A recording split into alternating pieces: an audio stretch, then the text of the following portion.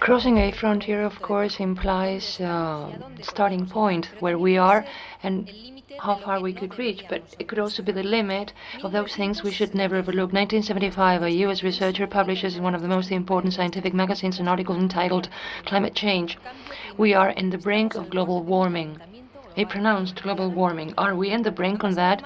More than three decades have passed. Few people now argue the importance or are against this principle. It's an indicator of the challenges and knowledge of our time.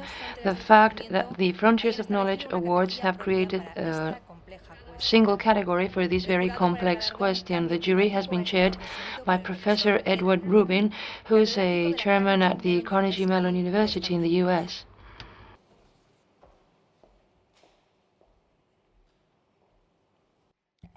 Thank you very much, Beatriz. It's a very great pleasure and honor for me to introduce to you the 2008 winner of the BBVA Foundation Frontier of Knowledge Award in the category of climate change. And that is Professor Wallace Broecker of Columbia University in New York.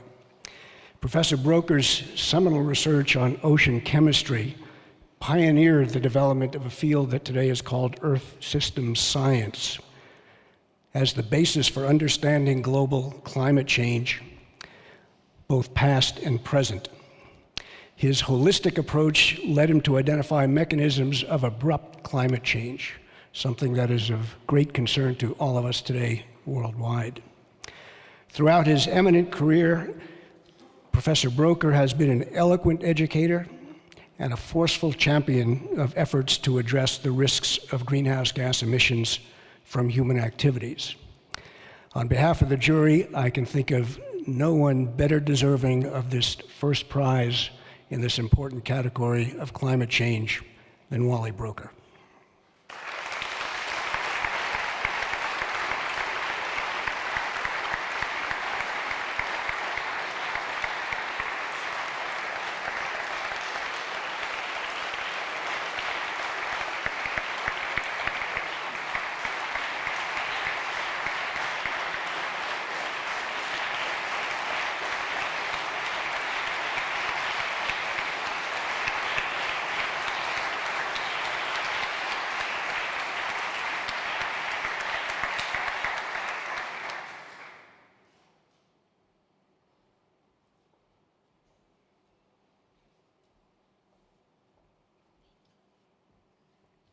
Well, it's certainly a great pleasure to be here.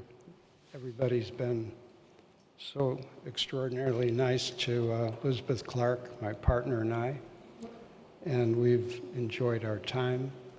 Thank you all for this great honor.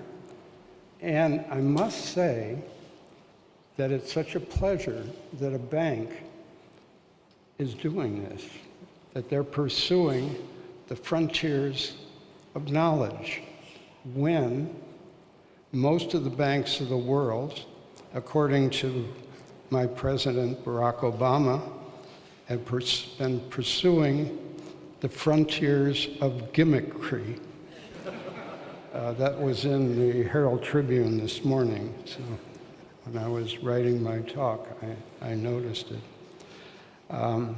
I've spent, surprisingly enough, 57 years at Columbia University at the Lamont Doherty Earth Observatory, doing work on ocean chemistry, carbon cycling, and also on paleoclimate. I was fortunate enough to be one of the pioneers of radiocarbon dating, and this got me into both of these areas.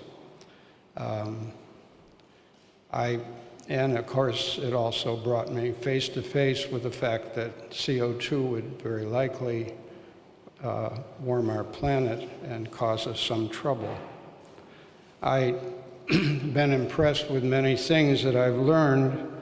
One of them is that CO2 changes, which have been orchestrated by changes in the way the Earth goes around the sun, cyclic changes, these CO2 changes have driven been the primary driver of the ice ages. I think we know that for sure. Antarctic ice cores make that very clear. My own contribution was to sort of pin down the cause of the very abrupt, these are abrupt, would be less than a decade, climate changes that punctuated the last glacial period. These were first found in the Greenland ice cores. And what I've learned from this is that the models that we use to project what's going to happen in the future have not done a very good job. In fact, they've done a very poor job of explaining what happened in the past.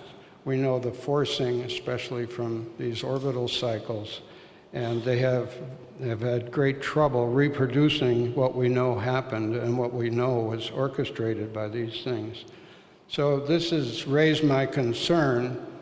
These have in the past been small nudges. We're now poised to give the Earth a huge push.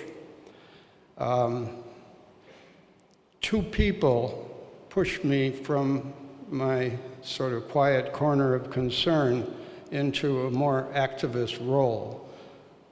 One was a philanthropist, a very wise philanthropist, Gary Comer, and the second one was a physicist named Klaus Lochner.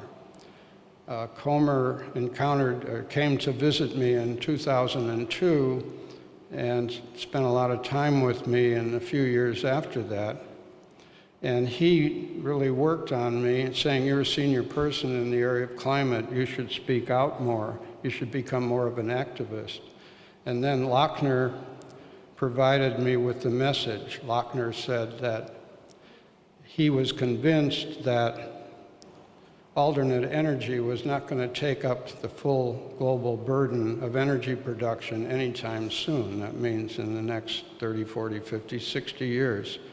And therefore, we're very likely going to continue to burn fossil fuels, and we're going to have to, therefore, take CO2 back out of the atmosphere. And in fact, Lochner has developed a way to do that, which involves a chemically activated plastic, which for some reason he doesn't totally understand, likes to pull CO2 molecules out of the air that passes over it. And then if the same plastic is exposed to water vapor, the water molecules kick the CO2 off the plastic. And he has the basis for pulling CO2 back out of the air. The price would be about $30 a ton of CO2, be about 25 cents a gallon increase in US gasoline. His units would be modular. Each one would take out a ton of CO2 a day, which would then service the CO2 produced by 20 automobiles that same day. And it would fit in a container. These would be placed probably in desert regions where they would work the best. They'd be placed near the sites where the CO2 was going to be buried. So I think that my view is that during it'll take 10 to 20 years to reach any meaningful international agreement.